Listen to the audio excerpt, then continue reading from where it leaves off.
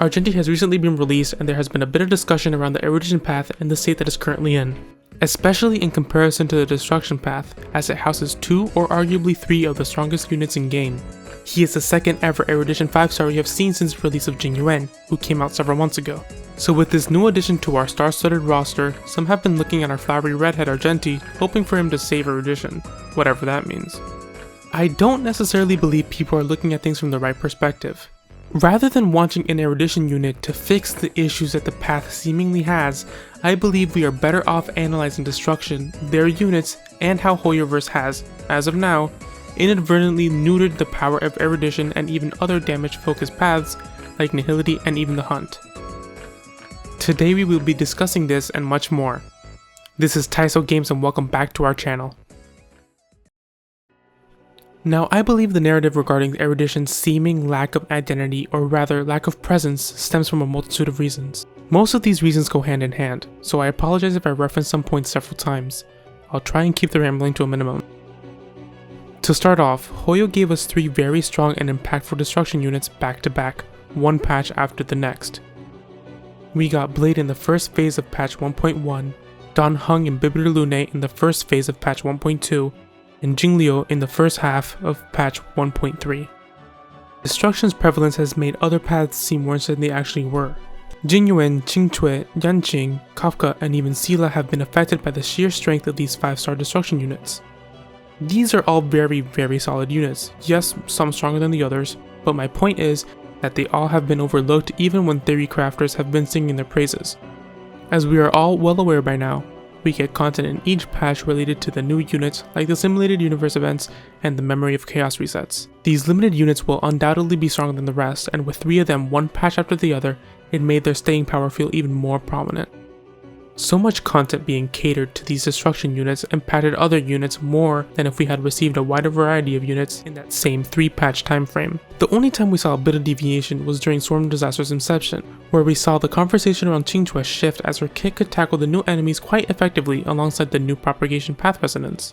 Not to even add more to that, it didn't help that Destruction units double dipped in high damage and some AoE as well. And in my opinion, this is what largely influenced people's perception of Erudition units. Erudition is a path that is tailored for AoE multi-wave content that we have been lacking to some degree. Jingliu and Dan Heng's sheer strength allowed them to clear multiple enemies, which left a unit like Jingyuan to seem unimpressive. We needed more content that would enable wave clearers to see the show.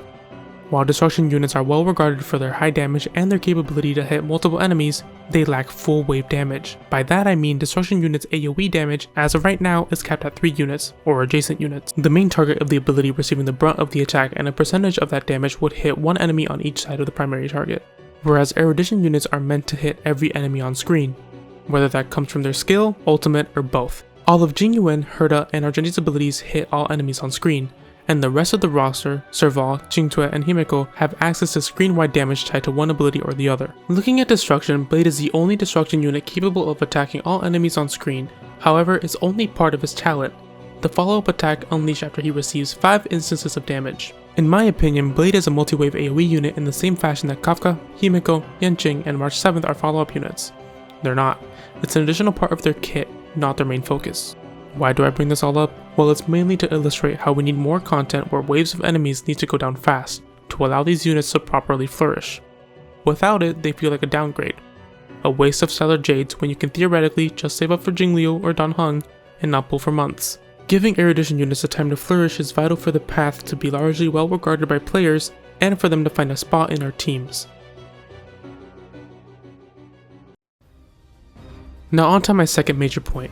We hadn't received an Erudition 5-star unit since Jing Yuan, who came out during the second half of patch 1.0. Having no other Erudition units really made the whole path feel somewhat underwhelming. Only really having Qingcui and arguably Mhigo or Serval being the only other noticeable units, it really isn't that impressive when you compare it to Destruction. Don't have Blade? Well, there's Dan Heng. Don't have either? Well, there's Jingliu. And this goes along with my previous point of there simply not being enough AoE multi-wave content where Erudition units could really thrive. The only other time it was nice to have these units was during the game's release, where we saw people using Mhigo in tandem with Herta for instance to clear farming content, as it was purely waves of fairly squishy enemies which they excelled at clearing. During the early game, everything was largely focused on clearing content faster so players could therefore progress quicker. Content wasn't challenging per se, so units like these were more favorable. However, as people progressed and were able to strive for and attempt the more challenging content, we saw these characters fall out of favor. You would eventually hit a wall where units used to clear waves of content weren't as efficient when it came to clearing bosses.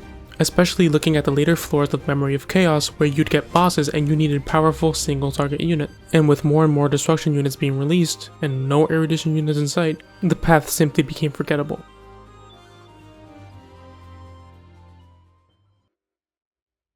You may be thinking about the other paths that haven't received any 5-star limited units like the ones from the Harmony path. Well, Harmony hasn't received a 5-star limited unit at all since release, but it's always felt strong. Well, that's because the path itself is integral to the game and all the units have supported that. No pun intended. Harmony units serve as a backbone for almost every single powerful team since the game's release. DPS units are the most subject to the meta and are always at risk of being replaced, and without strong enough core units being released, it leads to paths like Erudition and Nihility being largely overlooked. Harmony at its core is a buffing class. When looking at other games, buffers tend to have the most longevity. In the future, characters like Asta, Tinyan, and even Bronya may not be as prevalent as they are right now, but they will always remain useful, whereas a DPS is replaceable, as Matt mentioned earlier. A perfect example of this is Yanqing, who was considered a premium ice DPS unit at the game's release, but has been completely replaced by Jingliu. While you could argue that he is a standard unit who is inevitably going to be replaced, we are still using Asta, Tinyan, and Bronya, despite having newer, shinier units like Yukong and Hanya, who are also just as strong. When we look at Erudition, the only noticeable units that exist are Jingyuan, who while strong was largely overlooked especially as the patches went on, and Qingtuet, whose strengths come from her damage and element, not necessarily her path. And to quickly clear things up, I believe that Jingyuan has always been a solid unit despite his flaws. It's just that as time went on, he was placed lower on the power scale, undeservingly so. It wasn't until the beginning of patch 1.5 with the release of the new follow-up attack set that we saw a resurgence in Jingyuan in the community as a staple TPS unit, or at the very least a character worth mentioning. To end this off, I want to say that I personally don't believe that the Erudition path nor the Hunt or Nihility paths are bad. I do believe, however, that the introduction of Jingliu and Dan Heng and arguably Blade's overtuned kits have altered some of the community's perception of other units. I don't think these paths need saving either, nor do they need these overtuned, overloaded kits like destruction units have in order to be good, nor do they need a busted unit to reinvigorate the path. To be honest, any of these could do more harm than good, as if destruction hasn't been enough proof of that already. I also don't think all Erudition units need the capability to handle both AoE content and boss content super well, like Argenti and Jingyuan can. While yes, it's nice to have, we could eventually run into the situation down the line where Erudition units could become so strong in both areas of content, therefore repeating the destruction problem again. I think that creating different content tailored for different paths allows units to thrive and makes players build more teams. Isn't that what this game is all about? I personally find the idea of only building 2 teams that can clear all content to be quite boring, but hey, to each their own. Instead, I argue that we create more content that suits different teams and different paths. This will only come with time, of course, and the game hasn't even been out for a year yet, so we just have to wait and see what happens. If you want to see more content like this, or would like to see our future projects, then leave a like, subscribe, and turn on the bell to stay updated. As our flowery knight in shining armor would say, protect beauty everywhere. See you again somewhere in the universe. This is Taiso Games, thank you for watching, and we'll catch you next time.